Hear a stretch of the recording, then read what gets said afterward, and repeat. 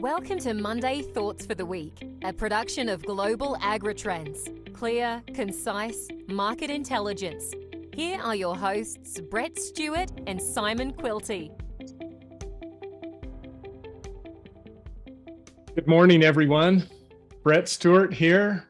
Got Simon plugged in online for your Monday Thoughts for the week of October 10th. And Simon, it's been a bit of a whirlwind the last few weeks. We've both been traveling fairly extensively, but I hope the good news for everyone is we've got a lot to talk about today.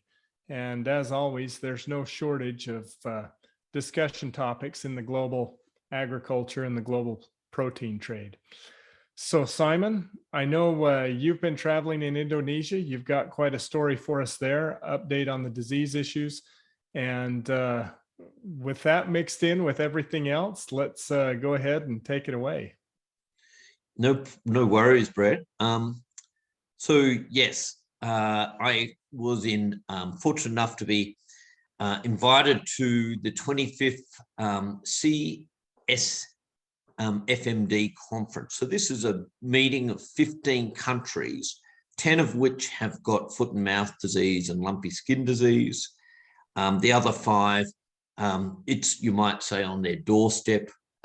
So Brett, it was by invitation only. Each country gave their outlines of what they're at and where they're going in terms of eradication and or control. Seems to me, Brett, that most countries, apart from Indonesia, it's almost become endemic, you might say, the disease. But what it provided for me was an amazing opportunity to meet the world experts in both these diseases and also to build those relationships so that as we go forward, we've got access to the people that are really on the ground in each of these countries.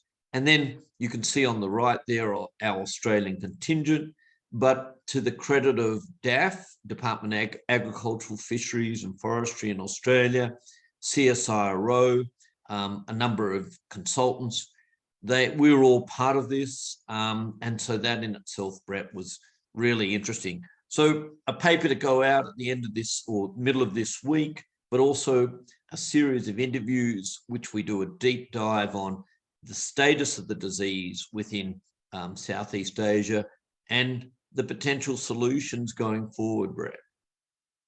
So we will be doing an interview today with Anne Barker, the ABC journalist within Jakarta itself, Ross Ainsworth, the vet consultant who lives and within Bali itself. And I was fortunate enough to stay with Ross for a couple of days. And then Troy Setter, the CEO of CPC. And Troy and I caught up after he'd been for 2 weeks dealing with his own 2 feedlots within Indonesia, Brett. So that's all to come today, but there will be several weeks of further updates as we go forward. Brett, we've had some extreme weather in Australia. In actual fact, this will be, as we know, the 3rd straight year of La Nina.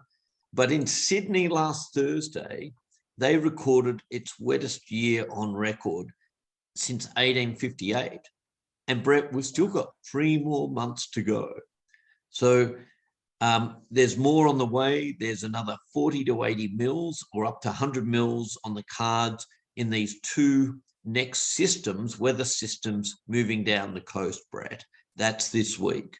And New South Wales to date, the SES, the emergency services, have issued 57 flood warnings, 14 watch and act, and the rest advice warnings. It is truly a wet period here in Australia and looks like it's going to continue for the next month or so, Brett. So over to you on the US drought. Boy, let's flip to the other side of the equation, the dry side of the earth, North America. And there you can see the drought monitor a year ago and where it is today. Those are ugly maps. I went back and looked at the last 2 years before these 2 years. It didn't look like this. And you can see there, it's pretty severe. I had a meeting this week with some producers up in Montana, and they said they were just terrible dry. And I thought Montana had decent rain. I know there was flooding, around Yellowstone National Park. but they said, boy, they are terrible dry. And you can see that in Montana. You can see right down through the Central Plains, Kansas, Nebraska, Oklahoma, Texas, right through those key cattle states. Things are still really, really dry. And as Simon said, we're going into our third year of La Nina. That is a significant event. It's very unusual. Just the update on La Nina, you can see here. Oh, sorry, that was me. You can see here the La Nina pattern. And this, of course, is the cold water on the equator. And it continues, Simon. And you can see there, this is definitely a La Nina pattern continuing. Cooler water, less evaporation, less moisture into the US jet stream. And that's going to continue right here into winter for us and continue to keep Australia wet. It sure looks like some good wet season in Australia. And we'll see, you know, in the winter, a US drought isn't a big story in the winter. But the real story is, what does it look like in March and April and May? And so that's what we'll be watching very closely, is this pattern right here, especially as we get into March, April, May. Do we have a fourth year of La Nina? That would be incredibly unusual. And as we get closer and talk about that, we'll bring in Dr. Douglas and get his thoughts as well.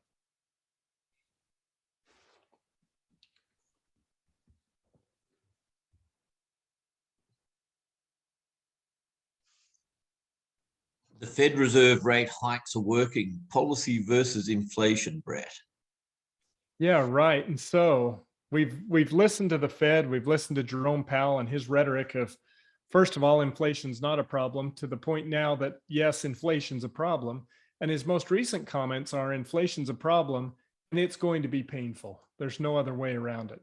But you can see what's happened as we began hiking those interest rates. Again, those interest rate hikes began in March. Lumber, US lumber prices are back to pre-COVID levels. Boy, that was a big story for a long time, but the lumber prices have come back.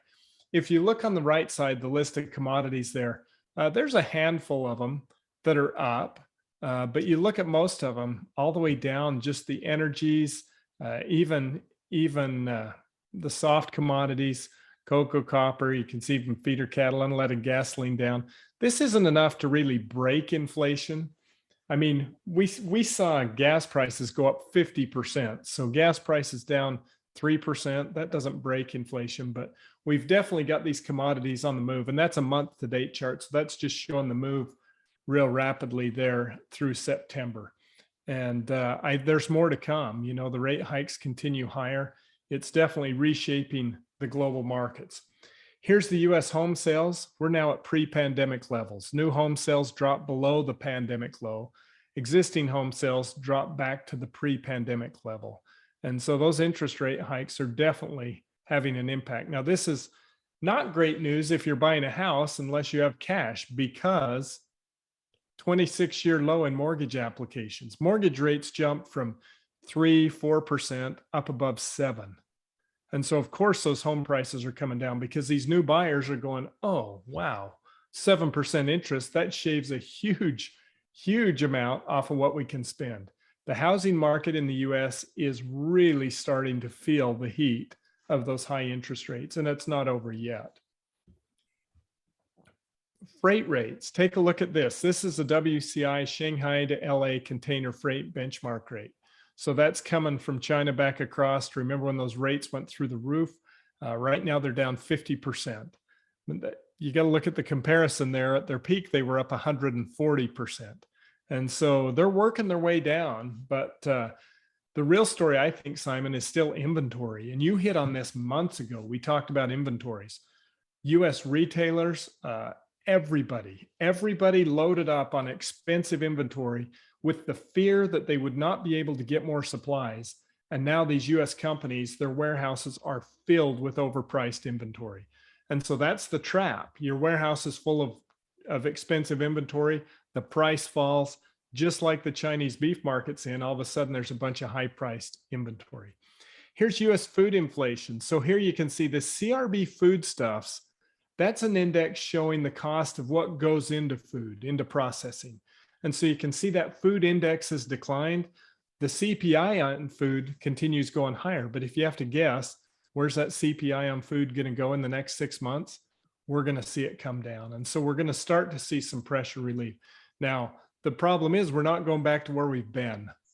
This is a new and higher rate. And so if you look at that dotted line on the global food indices chart, it's trending upward, and it always trends upward. And that's how inflation works. You have inflation, and then you have corrections, and then you have inflation and corrections. But the chart always goes upward and to the right. Now, this is just the recent September data. We just got this over the weekend. And there you can see the prices. Take a look at what beef has done. Take a look, you can see their poultry. They've taken some pretty big deflation. Now look at pork. For the last year, pork was the dog of this market. Pork could not get off the launch pad. The difference was when we look at a global pork price, half of that price is China. And so we're looking at a price that includes China, the US, and Europe. Those prices are going different directions. The US and Europe are under some pressure. China is continuing to go higher. And we'll talk more about that in the pork session. But the Chinese hog prices broke a key threshold level just over the weekend. And the grains component of that, Brad? That's the problem right there, Simon. Right. We see all those meat prices go up and go, wow, meat prices look great. Yeah, throw the grains line on top and then go, okay, we still have a problem. Even with the deflation in the global grains markets, grain is still very expensive relative to beef, pork, and poultry. And so there's still a lot more correction to happen to really bring these things back into line. And Brett, we've got the midterm elections coming up in the US. How big an influence do you think inflation will be on that outcome? Yeah, I think it's a real weight on the elections, and U.S. election guessing is just the greatest game in the world, right? Everyone has a theory and an idea and opinion. I just noticed though, Simon, from September to now, just through the month of September and to mid-October, early October, Biden's approval rating fell from right around 50% to 40%. He's lost a big approval. And I don't know if that's inflation or interest rates. I know consumers are happy to see gas prices go down, and they're trying to beat the drum that gas prices are retreating. My gas price in Idaho is still $4.60 a gallon. And that is lower than $5.50. $4.60 is better than $5.50, but it's nowhere near the $2.80 that it was before. And so, yeah, there is some deflation, but the other problem is interest rates. 7% interest rates are going to be painful for America and on a mortgage rate. And that Fed funds rate is going to continue to go up. And so U.S. election, there's a lot going on. There's the Roe v. Wade. There's all different kinds of things weighing in. It's going to be a very interesting thing to see all of the pieces and parts blended right down to what happens in the U.S. House and Senate. Well, Brett, if we look at the US election, we've also got the Brazilian election going on at the moment. So Brazil's presidential election now is likely to a runoff on October the 30th, with electoral authorities saying only on Sunday that the race between Bolsonaro and Lula is so tight that that now it's been extended out to October 30th. Brett, Lula, if he wins, will seek to lower the price of food and spoke of potential restrictions on beef exports to lower beef prices. He would put into operations what he calls the mechanisms of stocks, regulating food prices through the National Supply Company. And he also pledged to take firm action towards preserving the environment. But he did say responsible agricultural entrepreneurs who export their products such as meat, soybeans, or corn do not want to do the wrong things because the financial risk is too great, he added.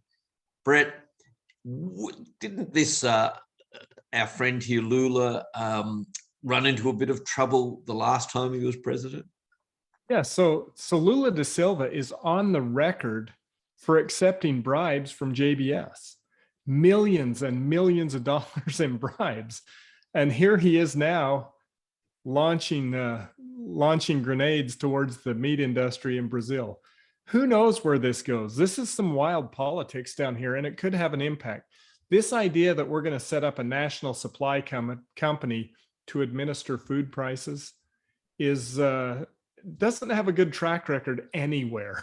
And that Brazilian ag base, it doesn't just feed Brazil, it feeds China. If anyone ought to be scared about him, it ought to be China. They ought to be terrified of him winning this election. Who knows? Brazilian politics are really entertaining to watch, but this one could have a real impact on the global meat sector. And Brett, JBS are shutting one of their plant-based protein plants called Plantera in the US. So this was first launched in 2019, produced the Ozo line of plant-based burgers, cutlets, and ground products. The closure is in Denver, 121 workers.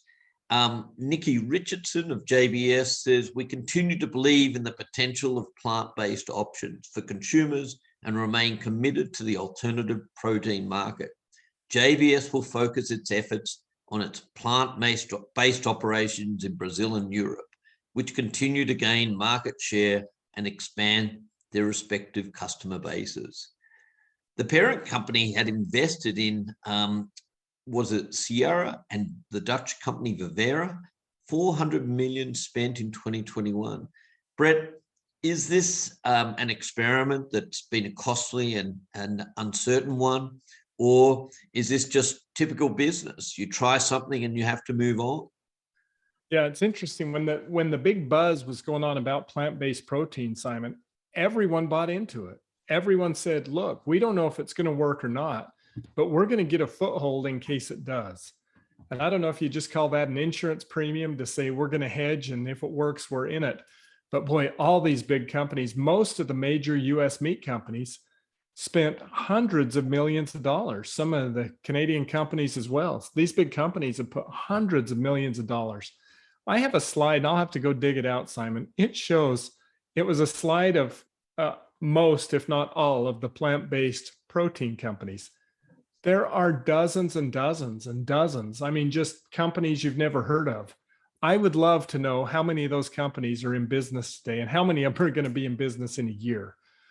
We've been watching the meltdown of the stock of Beyond Foods, Beyond Meats, and their stock price was under $15 this week. And Simon, when we first showed the chart, a month ago, showing the meltdown, they were at 26.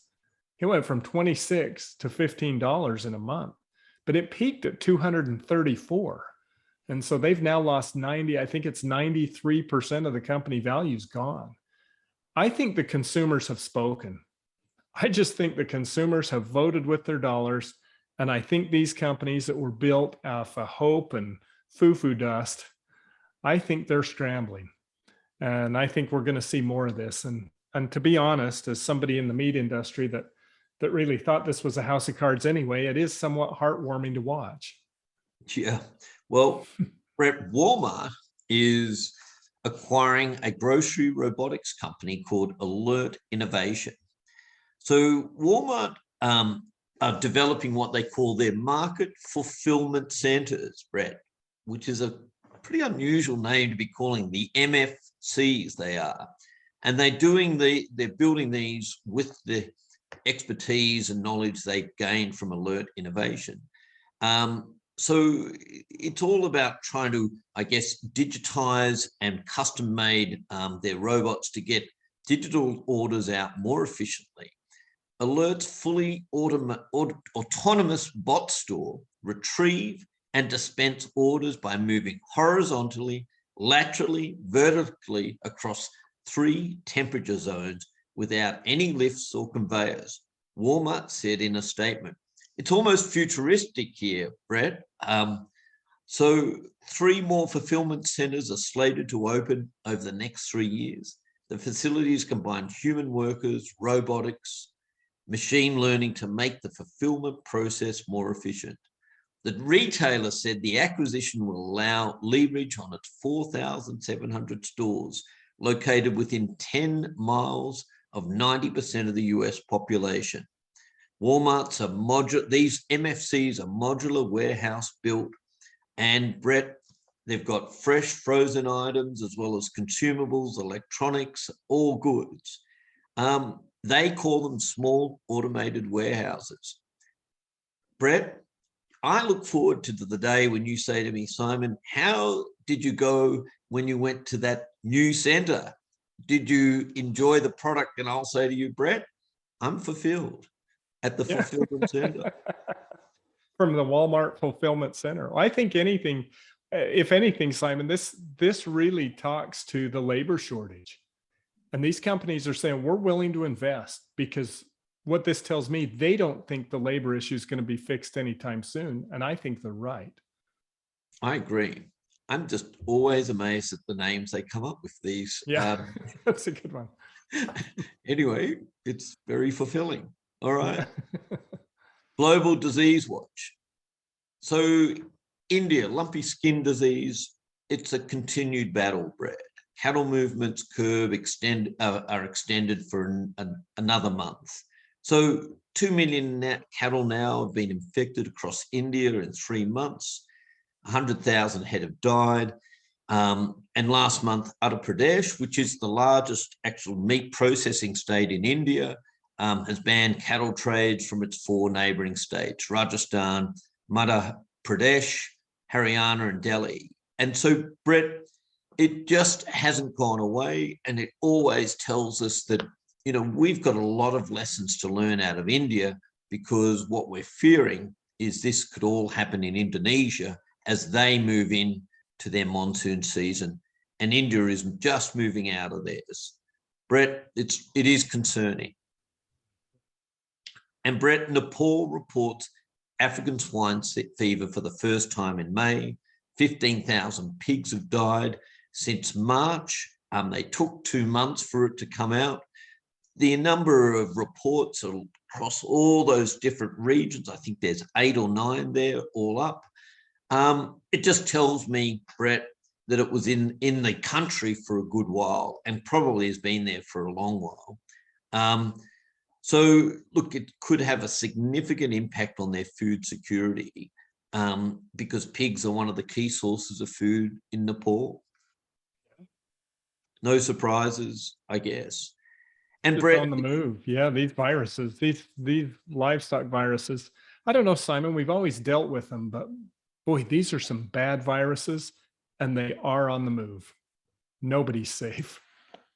And Brett, US is not excited about avian influenza vaccination. So vaccines could help the US contain avian influenza outbreaks, but there's little excitement about using them. Vaccination on a limited scale could devastate the $6 billion industry. And from Julie, I think Guthia, Director of Poultry at the USDA, said we don't have any assurances that any of our trading partners would accept our products if we vaccinated any birds. So, Brett, you know, birds may not show clinical signs if they are getting infected with avian influenza, and both vaccinated and infected birds have antibodies against the virus. So it's no different to the debate about FMD vaccinations in Australia, Brad, a similar type of process there. And many Asian countries would likely block poultry exports from the entire US, and other countries would demand proof that export products were not from vaccinated birds. Brett, pretty interesting stuff. And then we move on to some of the new research in Australia. New foot and mouth disease, lumpy skin disease, mRNA vaccine. So the New South Wales government has a new deal with a biotech company called Teva Biotech, who are looking to bring mRNA vaccines for both lumpy skin disease and foot and mouth disease. And that step is just a little bit closer. So the New South Wales Agricultural Minister came out and said current FMD vaccines use the virus itself, and there is yet to be an approved vaccine for use in Australia for lumpy skin disease. So by creating an mRNA vaccine to combat these diseases, it would be a game changer. So mRNA vaccines, it's synthetic, Brett, it's cheaper and quicker to produce and highly effective and safe. The development of an mRNA vaccine would be a significant breakthrough. So once again, as I said, synthetic, they do not require any animal or microbial products, so they do not carry with them the same risks as traditional derived vaccines. So Brett, this, if successful, could be the answer to not just foot and mouth disease, lumpy skin disease, ASF, and HPAI. All these diseases would mean that if there could be a synthetic equivalent in terms of a vaccination, then suddenly your disease status doesn't change around the world. What's your thoughts here? Yeah, I think that's incredible, Simon. A lot of this was research that's come out of COVID and COVID vaccines. The vaccine world holds the potential to solve these problems. And yeah, an mRNA vaccine would be a huge thing for any of those viruses. Now, Brett, be careful for what you wish for, though, because with regards to Brazil, effectively, the reason why they've been kept out of Korea and Japan for so long is the fact that they vaccinate and that, they are FMD free in those certain states, but through vaccination, and therefore that ongoing concern about the live vaccination and telling the difference. So does this actually, if they went down this path, suddenly give them access to Japan and Korea, Brett? Yeah, potentially. Exactly. Yeah. So be careful for what you wish for. Yeah. Beef and lamb thoughts. So Brett, I stayed with Ross Ainsworth, and he is based in Seminyak in Bali. And, all the concern at the start of the FMD outbreak and lumpy skin, well, they are genuine, because literally 3 minutes from his front door, and he is in the middle of a very busy city, are these animals. And they are in blocks of land that are literally surrounded by houses, and there's a small plot, and there you'll find 15, 20 head of cattle, and they stray out onto the road. They're all over the place. And Brett, we just, if you have a look here, and just tie them up for the day. Had a good look at some of these cattle. They won't get enough, so then they bring it back and they The extra feed. He'll have been cut up in bags of feed. And so what's a cow worth in Bali at the moment? About $2,000. Right. So it's valuable. Very valuable. Yeah. His house wouldn't be worth that much. Yeah.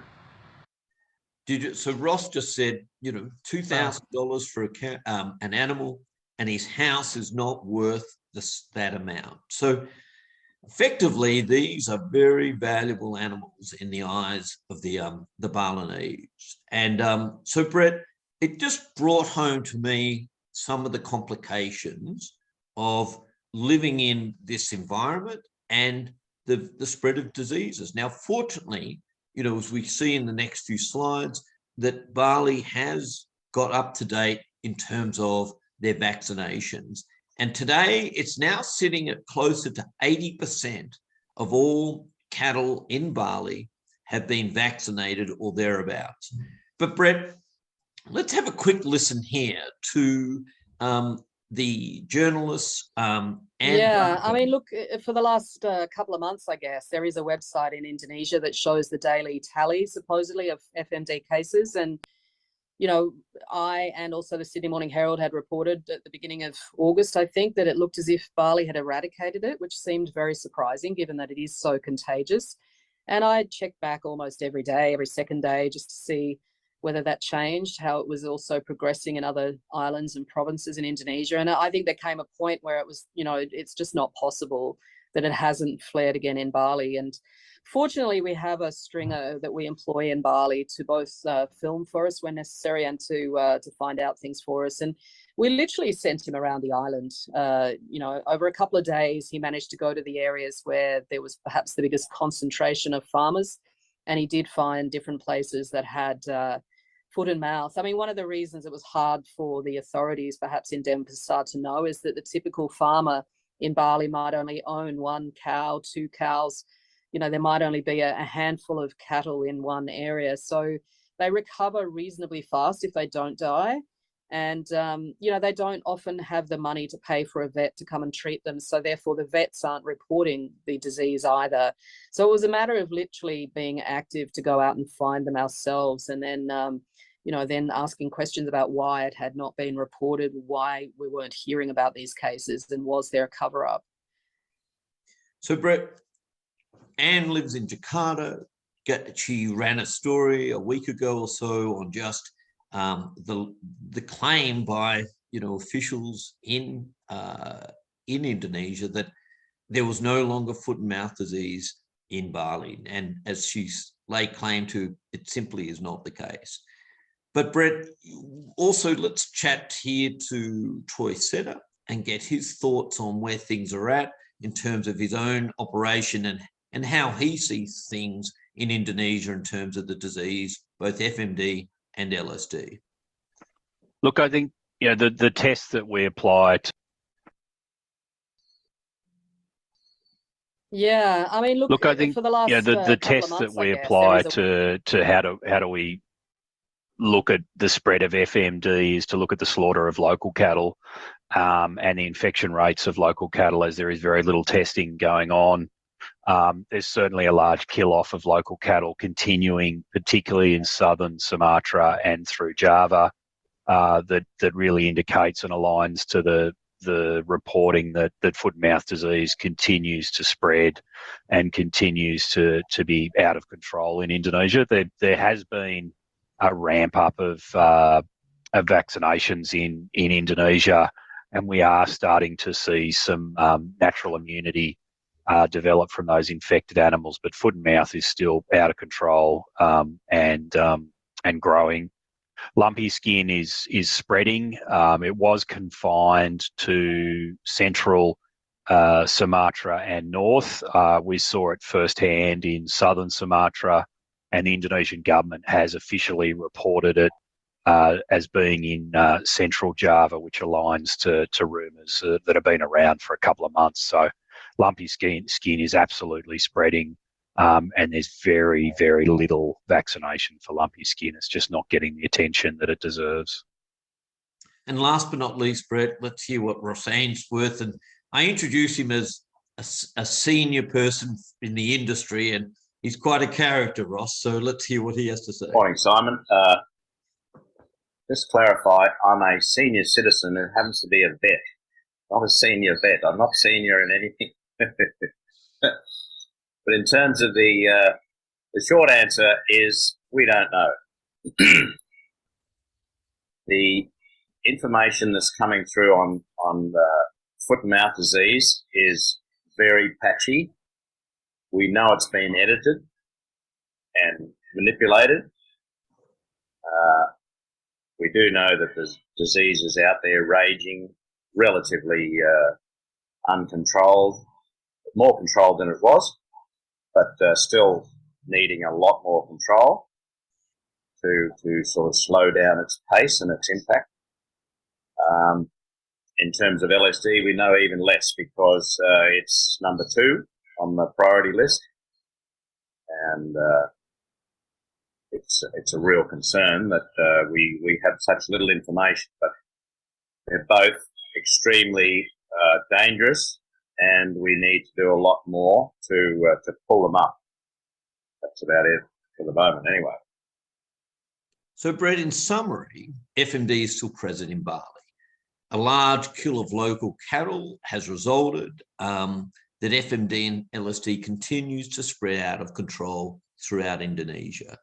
Vaccines are picking up, and so is the natural immunity.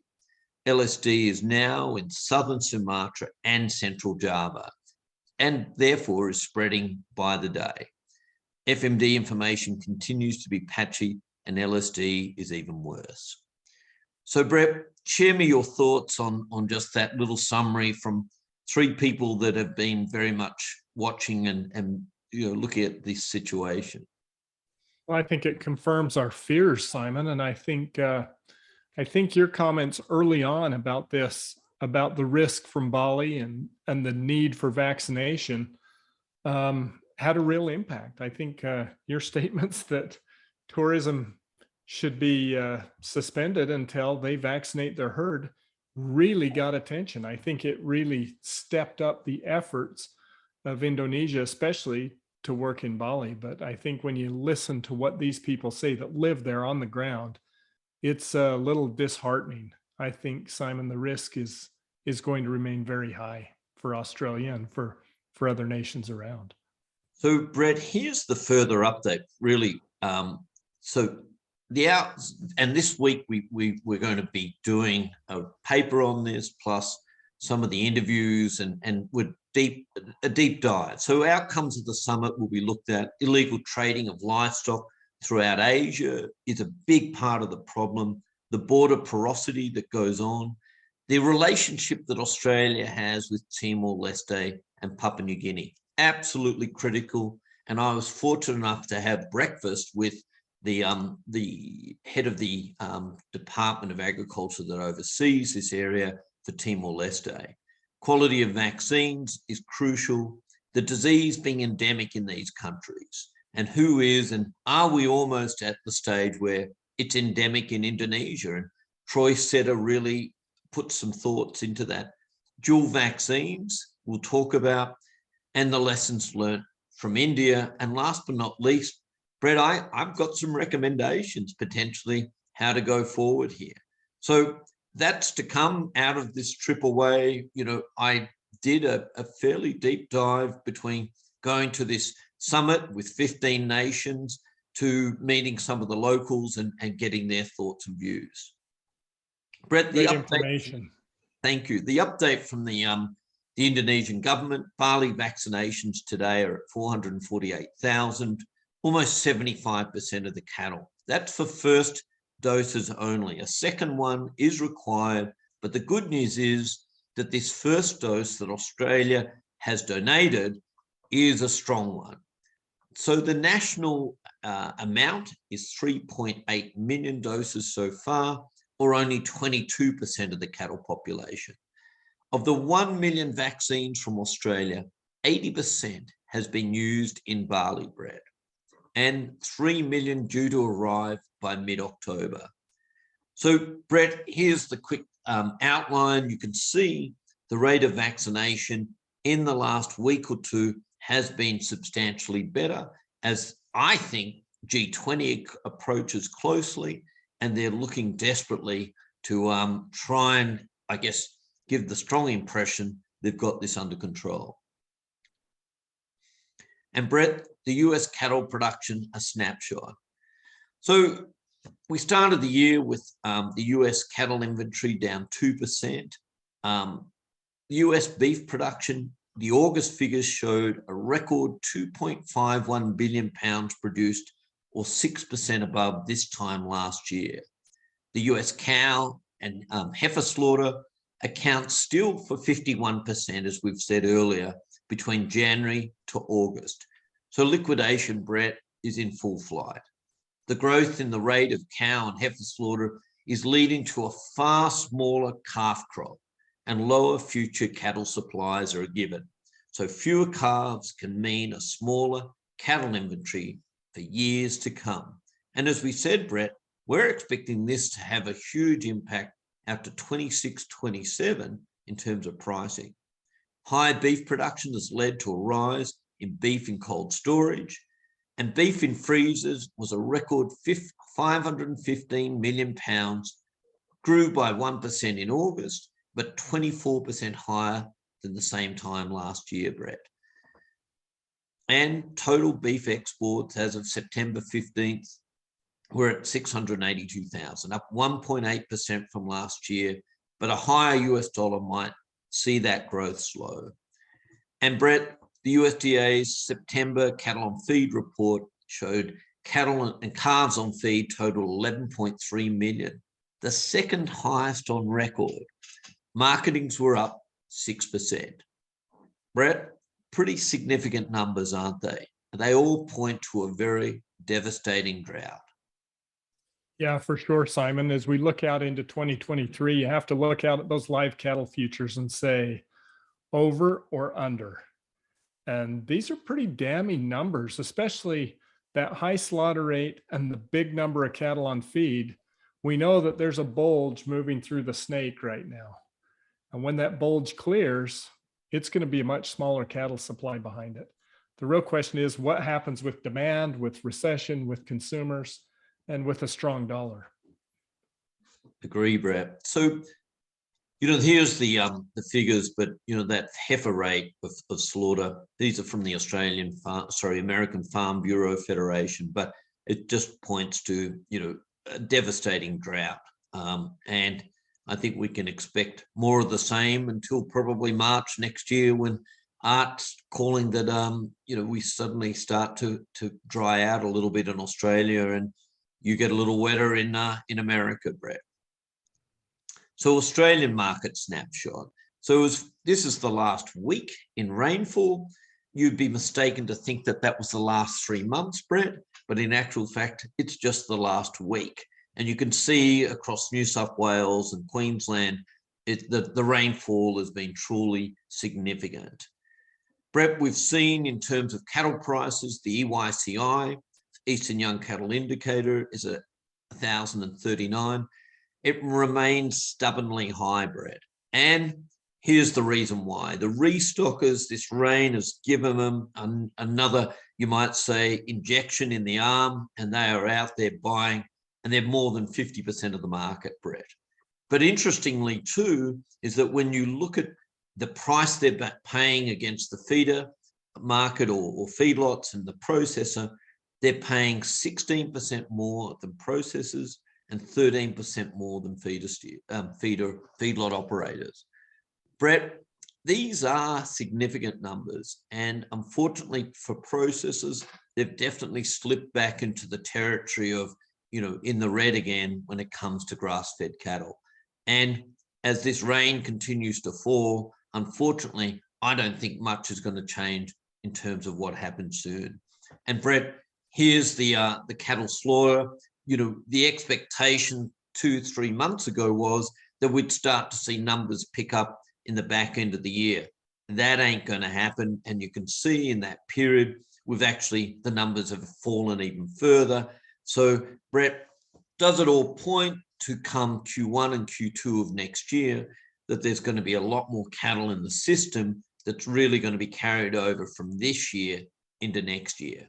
We'll wait and see.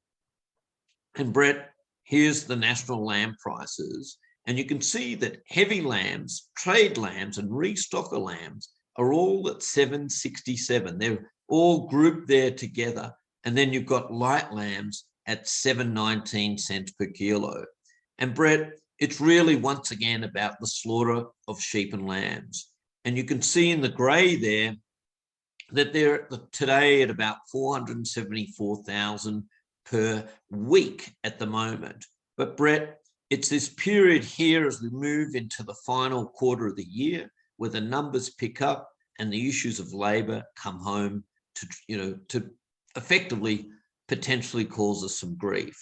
So Brett, I think we're going to see definitely more numbers come forward, the rain, but the growth we're getting in spring here in southern Australia is significant. These lamb numbers and sheep numbers are going to pick up dramatically. Hold your breath, but unfortunately, I just don't think we're going to have the labour, and unfortunately, prices will suffer as a result as we move into probably late November, December, and January. And Brett, here's some interesting news. US certified Angus beef continues at record levels. So CAB posted a near record year of pounds sold in 2022. March 2022 ranks as the all-time highest sales month in the history of certified Angus in America, with 113.5 million pounds sold. Last year, CAB licensed packers certified 5.7 million carcasses, Brett.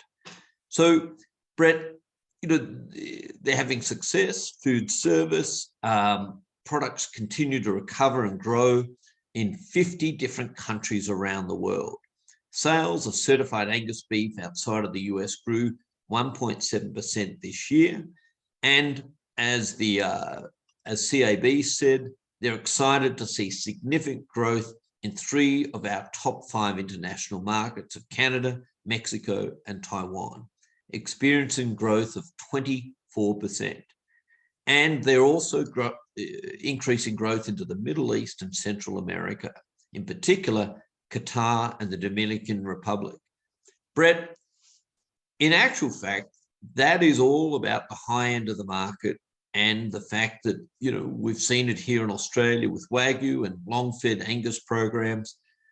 So does this mean for Australian exporters? We've just outlined that tightness in America is going to occur over the next 5 years. Does this create an enormous opportunity for Australian Angus and Wagyu in terms of the market that's already been created, like the likes of CAB, that someone else will need to fill and Brett? That's my thought, but am I just seeing this through rose-coloured glasses, or is this the case? Do you think we're going to see actual increase in demand for Australian product because America's is not there? I agree, Simon. I think we're going to find out the next 2 years what a luxury item beef is. I think those tight supplies, the way markets allocate tight supplies is with higher prices. And barring some major economic crash, which I think is unlikely, I think we are going to see who has the most money to buy beef in the next couple of years.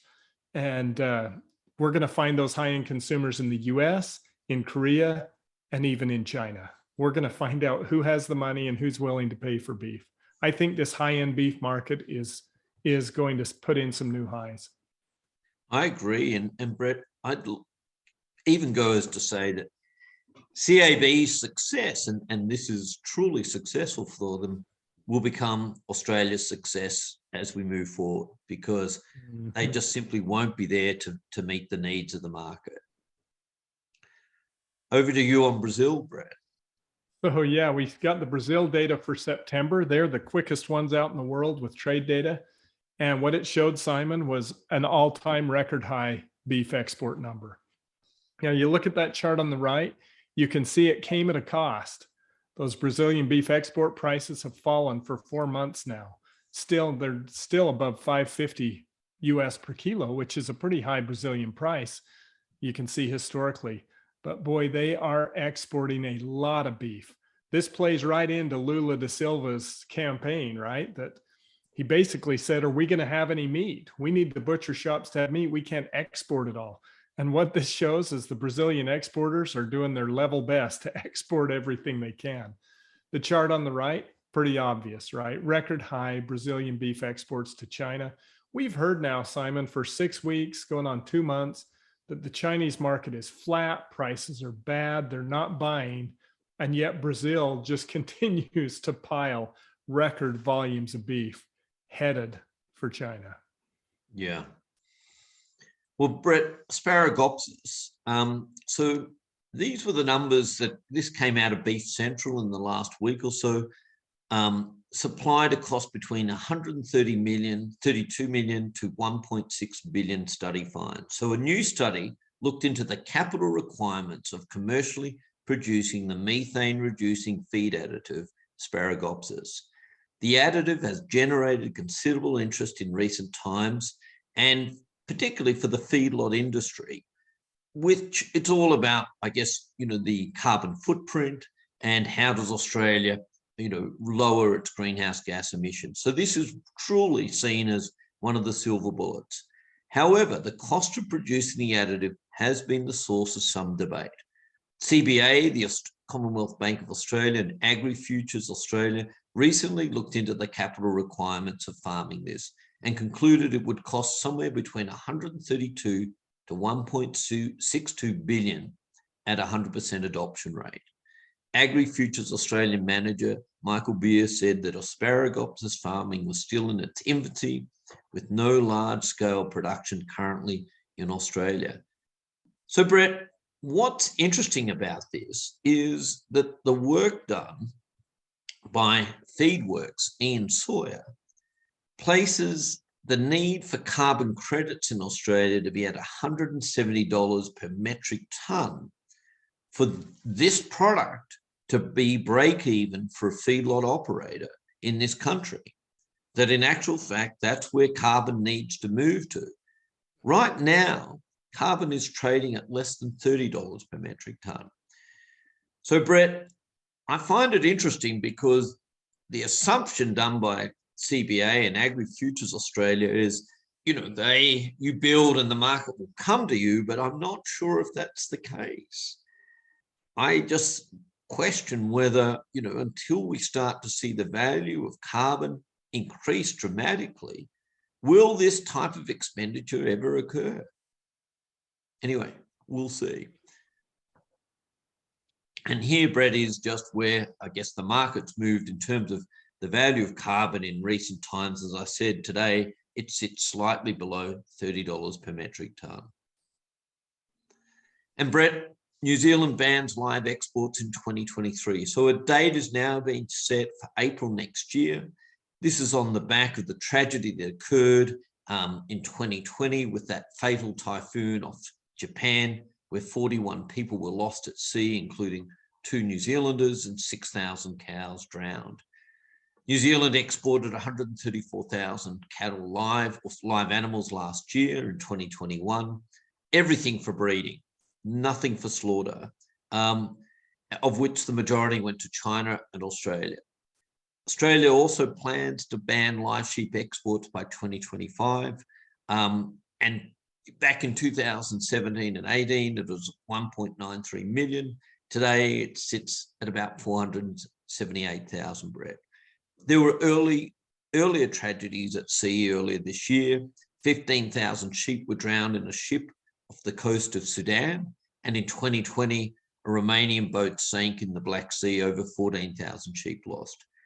Brett, do you think it's inevitable that live sheep would have been banned anyway and cattle out of New Zealand? Is this a trend we're likely to see a lot more of? Well, I think so, Simon. And I know, the Australian live export business is a big business as well. It really does make you take a hard look. The ability to outsource labor is narrowing. And that's what this really is. This is outsourcing labor, and just the social stigma of it. It looks to me like the writing is on the wall. Yeah, I'd say though, in terms of cattle out of Australia, that's probably here to stay, at least for a good period. But inevitably, that will come into the line of sight of those in power and the those that are the anti, I guess, what am I trying to say? The animal welfare groups, Brad. So yeah. What'll Australia export this year? 500,000 cattle, live cattle? Thereabouts, I think, yeah. Yeah. Pork thoughts. Over to pork thoughts.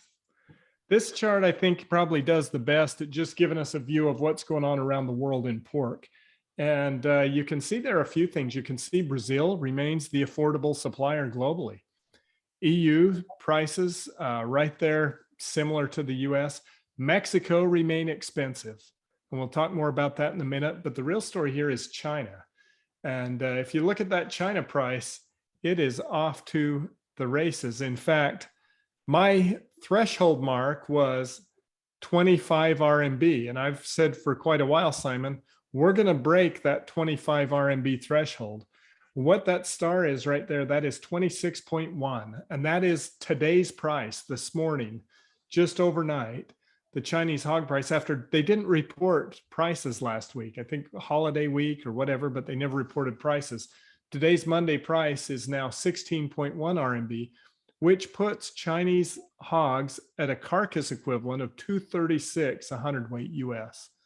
And so, it's easy to get excited and do the math and say, I don't have to have a very good calculator. That makes money. If I'm a Chinese importer and I can buy hams, carcasses, whatever, I can import those carcasses into China and make money.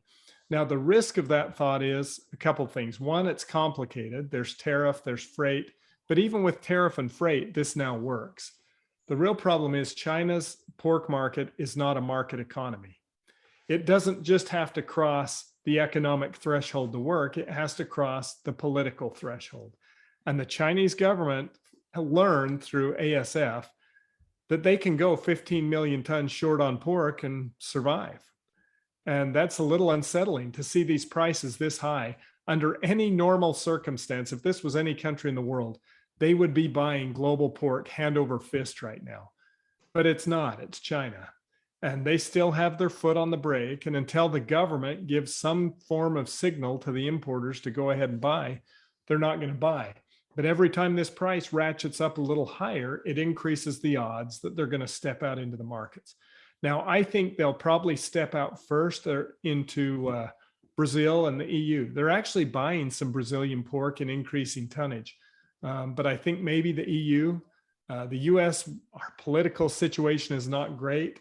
Our big, strong political stand on supporting Taiwan has not been good for us on our agriculture exports to China. There's a lot of political friction right there. But what I'm telling you right now is there's a green light. The prices work. There's profit incentive for Chinese importers. The question now is when and if and when does the government flip the switch and allow that pork to begin to flow? EU, you can see there, record high. Germany just hit a record high hog price. Spain near record high. Look at Belgium and Denmark. These guys are off to the races, very high prices out through September, end of September. But the harsh reality is this: no one's making money. The farmers aren't making money and the packers are not making money. These levels are not yet profitable. Now you got to remember, Germany's electricity price is up 500% from a year ago. We kind of take that for granted in America. Our electricity prices are relatively stable. 500%. Feed prices. You can see what's going on in Europe. The situation is getting worse on energy and feed. In France right now, they have shuttered 60% of the refining capacity for oil. There are fuel lines piling up all over France right now, and that's simply due to the fact they cannot get the oil they need out of Russia. We're coming into winter. I still think there's going to be an energy crunch. There are places in Europe where people are stockpiling firewood. You think about that, Simon. These people may be burning firewood to stay warm over the winter. This industry is not healthy, even though they've got record high prices. And so we'll just have to watch and see. They're continuing to liquidate hogs in Europe. I think by the end of the year, I think the 2-year change for European hog inventory will be down somewhere around 800,000 head over 2 years. EU 28, there's their pork exports. You can see the big drop is China. So they don't have the export markets, yet their prices are still very high. They're just trying to cover feed prices in Europe. And again, the liquidation is real. We know China's liquidated. We know Europe's liquidated. The US Hogs and Pigs report show that over 2 years, we're down 180,000 sows in 2 years in the US. The global swine herd is tightening, and it's not done yet. It's still tightening. You can see the price here, or the EU exports down now 23% year to date. That's a big drop.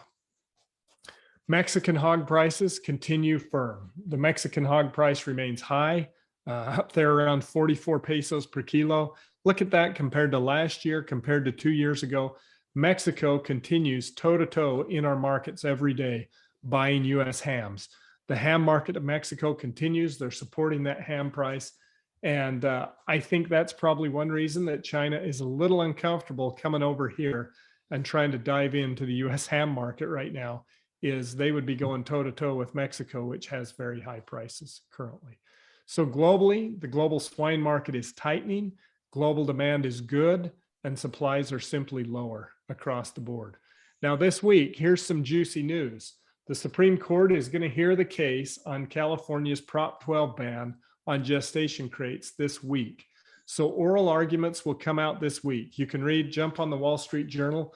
The editorial board of the Wall Street Journal wrote an article on it over the weekend, talking about how California is trying to regulate the other 50 states through their pork legislation.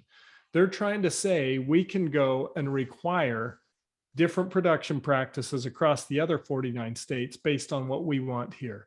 And that is really the legal test of Prop 12. Now, this is important because If the court rules and says we're going to go ahead and allow this to stand, you've got other states, Massachusetts being one. There are other states that are probably going to quickly enact the same legislation.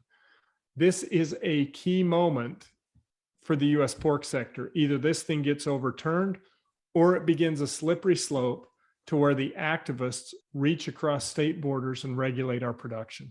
And so the difficult thing is we're probably not going to hear any results of this case out into early next year. And I don't know when, but I think it'll be after year end, maybe in Q1, somewhere out there before we hear what the court decides. But it is interesting that this is getting the high profile attention that it is right now. This is a landmark case, not just for pork, but for states' rights in the US. Interesting. We watch that one closely, Brett. Yeah, absolutely. So, Brett, key thoughts for the week. Extreme weather conditions continue. Drought in the Northern Hemisphere and excess rain in Australia, Brett. What are your thoughts there? Yeah, it is shocking, Simon. We're year 3 into La Nina and possibly headed for year 4, which, as Dr. Douglas has told us, would be extremely unusual. 3 years is very unusual. Weather changes and weather patterns go up and weather patterns go down. It never stays dry forever and it never rains forever. I would suggest the odds are pretty good in the next year we're going to see some kind of change in this. If not, look out, more of the same, right? Agree. And the US Fed Reserve policy on inflation, is it working or not, Brett? Well, it's working in terms of devaluing commodities. Those high interest rates are starting to pressure everything. It's building to backlogs of inventory. It's slowing down the housing market. And I think it will have an impact on the midterm elections. I don't know if it's good or bad. People like to see prices come down. But like I said, our gasoline prices, yeah, they're lower, but they're not very much lower. Gas is still expensive. And the interest rates are going to be a problem, especially for those on the poorer end of the US spectrum. The borrowers in the US are going to be facing pressure with these higher interest rates. And Brett, foot and mouth disease, after spending a week there at the conference or summit of the 15 nations, a meeting also Ross Ainsworth, catching up with Troy and the ABC journalists, I come away with a whole different thought process. The real concern is that it does become endemic. If we will in the next week, you might say, unpack a lot of these concerns, but both diseases continue to spread at an alarming rate throughout Indonesia. So, Brett, more to come on that, but it has been a fascinating week or so. And Brett, mRNA vaccines, is this a game changer globally? The use of non-live vaccines, synthetic vaccines to prevent disease could be a game changer. But let's be careful for what we wish for, Brett, because it does open the door for some of our competitors to access markets that once upon a time we in Australia and the US had to ourselves. And last but not least, Brazil's election. This is where by the end of this month, we could see a rather significant change in terms of their who's in power, but also in terms of Brazil exports. And should there be any restrictions or tightening of that, the impact on global markets, which are going to be tight anyway as we go into next year, could be significant, Brett. Very interesting. Great stuff, Simon. Appreciate it. That's great information. I know it's been busy. We spent some time in Australia the last 2 weeks, and it was just absolutely wonderful. The strong dollar that people complain about down there was fantastic for us as tourists. And with all the rainfall, Simon, we had some really beautiful weather down there. We were able to dodge the continued rain in Australia. And I know your travel has been busy as well. We appreciate the update from Indonesia. That is critical information. Yeah, no, Brett, it was good, but the monsoons have come early, and that is interesting. So every afternoon there would be a downpour of significance. So with that, potentially comes the greater spread of lumpy skin disease. And eventually by December, January, February, the strong winds, they start to blow through that part of the world. And unfortunately, those winds often head towards Australia. So Brett, in some ways, being there to see it firsthand, to see cattle in terms of nearby paddocks, but also the monsoons, Brett, I think we're in for a worrying next 4 or 5 months out of Australia. That's a sobering assessment, Simon. As always, appreciate it. Hope everyone has a great week, and we'll be in touch next week. Thanks, Brett. Talk to you soon. Have an enjoyable week. Thanks, Simon. This has been Monday Thoughts for the Week with Brett Stewart and Simon Quilty. This podcast is a service for subscribers of Global Agri-Trends. Clear, concise, market intelligence. For more information, visit our website at www.globalagritrends.com.